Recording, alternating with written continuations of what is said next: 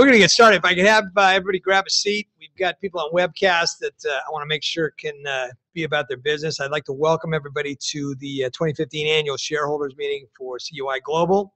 I'd like to call the meeting to order and, in essence, explain what we'll be doing.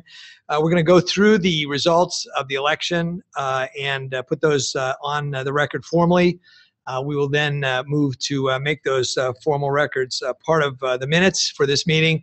We'll then adjourn the meeting, go to an informal portion of the meeting where I'll present a series of slides, talk a little bit about the business and where we're at today, and where we see things happening over the course of the next few months. So with that in mind, let me bring the shareholders meeting to order and ask the Secretary or Inspector of Elections, do we have a quorum? Yes, Mr. President, we do. And have we a vote tabulation on those issues that were put before the shareholders? Yes, we do. And the first of those, I believe, is the election of 7 board members. Can you give me the results of those 7 elections? Yes, sir. For William Clough, 8,798,796. For Thomas Price, 8,043,487. For Matthew McKenzie, 10,455,337. For Sean Roney, 8,054,503. For Paul White, 10,468,370. For Corey Lambrecht, 8,053,826. Joseph Mills, 10,470,069. And I would suggest that all of these have met the criteria for re-election. And with that being said, I would announce that based on that report of the Inspector of Elections, the following individuals are duly elected to the respective seats of the Board of Directors for 1-year terms. William Clough, seat 1, Tom Price, seat 2, Matt McKenzie, seat 3, Sean Rooney, seat 4, Paul White, seat 5, Corey Lambrecht, seat 6, and Joe Mills, seat 7. The second proposal was regarding ratification of the appointment of Perkins & Company as our independent auditor. Do we have a quorum on that issue as well? Yes, Mr. President, we do. And what's the results of that vote? The result is in favor of the appointment of Perkins & Company for the year effective December 31, 2015. Is 16,477,281. And with that in mind, I would again officially report that BDO and Perkins is the auditor for the year 2016. Finally, the advisory approval of the company's executive compensation, say on pay. Was there a quorum on that issue as well? Yes, Mr. President, there was. And what was the election results for that? And for the executive compensation, say on pay, is 10,635,650.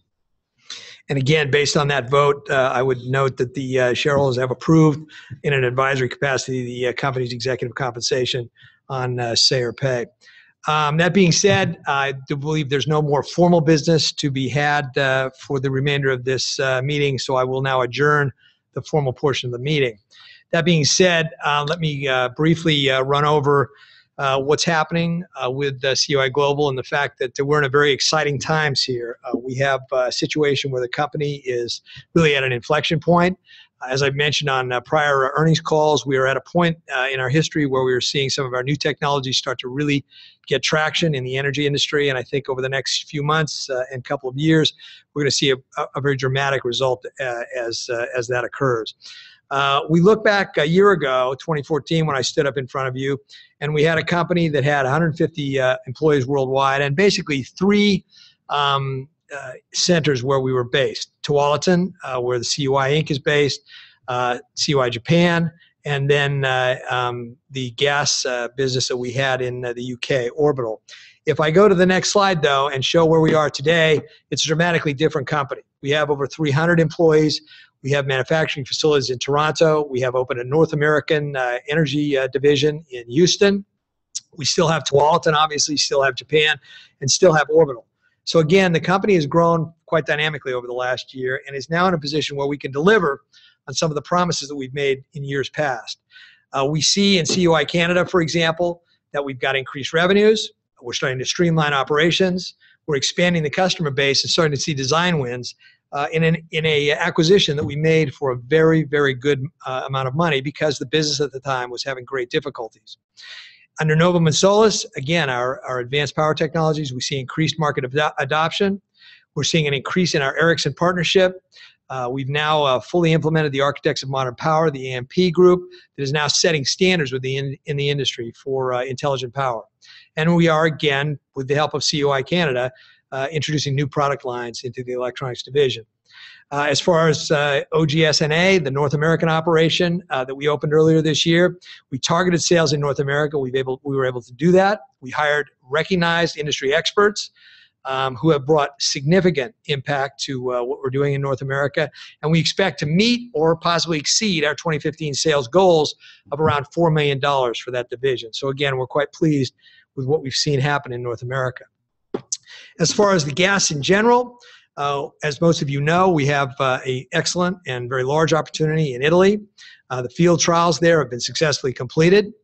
We've pre-qualified as one of only 4 selected vendors. The RFQ was issued in September 3rd of this year, and we were only one of 2 companies allowed to bid. That RFQ indicated that the final project would be 3,000 units with a budget of around 150 million euros over 3 years. That bid was submitted in a timely basis on October 29, 2015, and we feel very comfortable that we're going to hear something in the next few weeks, hopefully before the end of the year, as to the status of that RFQ.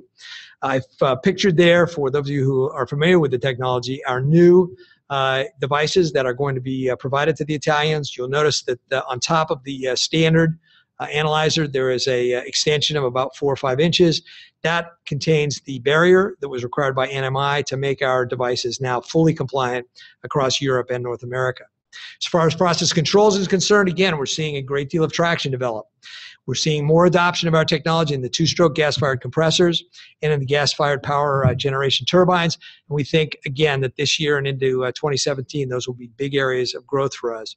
And then finally, a surprise this year, really, and something that we've been quite excited about, is the real emergence of the trace element detection, or our VE technology. There's been intense market adoption of our mercury and H2O sensors. First off, in Australia, at the Gorgon project, a very large LNG terminal that's being constructed down in Australia, we have seen a great growth in the use by many of the vendors down there of our mercury and H2O sensors, because we bring to the table the ability to detect those 2 trace elements in a way that no one else has. We're taking those applications now to North America and into Europe, where we think we'll see a great deal of growth in that product area as well. So again, quite exciting when it comes to the VE technology and trace element detection.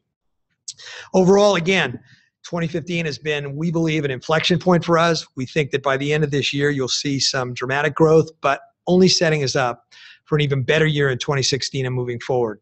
It's going to be a good year, as I've told many people.